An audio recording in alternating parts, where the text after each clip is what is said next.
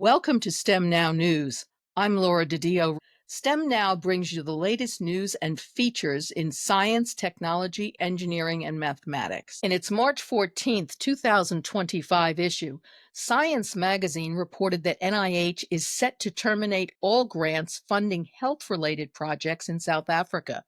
The majority of these grants focus on HIV and tuberculosis research. Canceling them is a devastating blow, endangering the health of thousands of people involved in these studies. It also increases the likelihood of resistance to treatments. A couple of weeks ago, the acting director asked NIH to provide a list of all South African grants.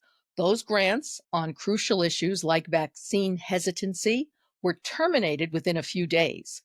The Trump administration's attitude towards the South African government has become increasingly antagonistic.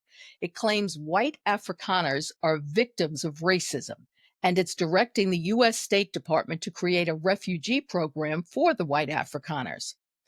In a separate but related move, the U.S. officially expelled the South African ambassador, Ibrahim Rasool. This came after Rasool accused President Donald Trump and his allies, including the South African-born billionaire Elon Musk, of promoting white supremacy. Ambassador Rasool is a well-known activist in the anti-apartheid movement, and he's a member of the African National Congress, ANC. He served prison sentences for his activism. The New York Times reported on March 14th that the Trump administration terminated $400 million in grants and contracts, gutting STEM programs at Columbia University. The exact numbers have not yet been published, but estimates are that the National Institute of Health canceled approximately 30% of Columbia University's grants, fellowships, and funding for PhD students. The canceled grants include pivotal research on mental, reproductive, and maternal health. Additionally, the Trump administration is also threatening to pause or terminate all federal funding for Columbia. On March 21st, Columbia caved to the Trump administration's demands, and the interim president resigned. The move comes following a March 13th letter from Trump administration officials outlining several demands to take control over the governance of Columbia University. Legal experts quickly called the actions government overreach. They claim it has no clear legal basis. And they expressed surprise that Columbia did not file a suit immediately against the Trump administration. The legal experts say if and when Columbia countersues, they have a very good chance of winning. However, other lawyers say Columbia may be wary of antagonizing the Trump administration. The actions against Columbia University are clearly a warning salvo that the Trump administration intends to impose its policies on admissions and DEIA policies to universities across the U.S. Columbia might be the first, but it will not be the last. Science magazine reports the National Science Foundation has limited the funding of its summer research experiences for undergraduates, known as the REU program. That leads many universities to have to cancel their programs. Established in 1987, the REU program, worth $80 million a year, provides research opportunities to STEM students whose home institutions don't have these opportunities.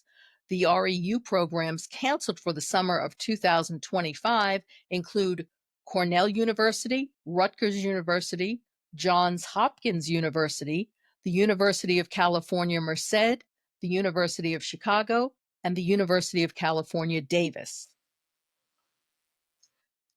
Reuters reports that Caribbean leaders have rejected the accusations of labor exploitation from U.S. Secretary of State Mario Rubio due to their participation in the Cuban International Medical Cooperation Agreements.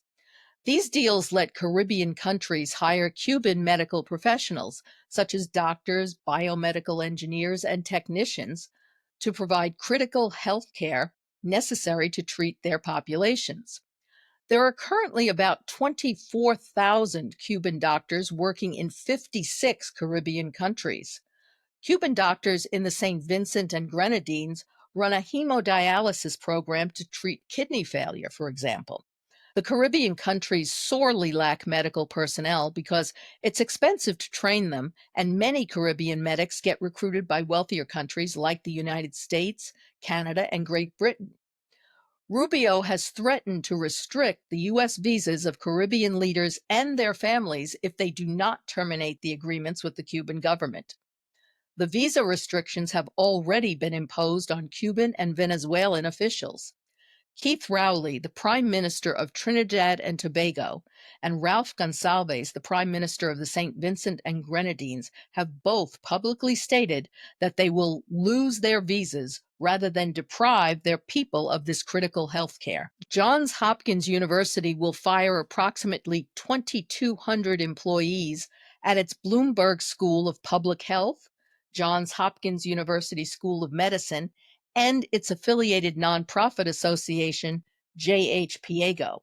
This comes following the Trump administration's termination of $800 million in USAID grants. Approximately 1,975 people will be fired in 44 countries, while another 247 in the United States will lose their jobs. These cuts will impact several projects, including ones focused on HIV. Johns Hopkins University is one of 15 plaintiffs in a federal lawsuit against NIH to stop the immediate reduction of the negotiated indirect rate to 15%. The judge imposed the temporary restraining order back on February 10th. Approximately half of the Johns Hopkins University revenue of $3.8 billion comes from federally funded research. This is Laura DiDio reporting for STEM Now. Thanks for joining us. The links to these stories can be found in the video description below.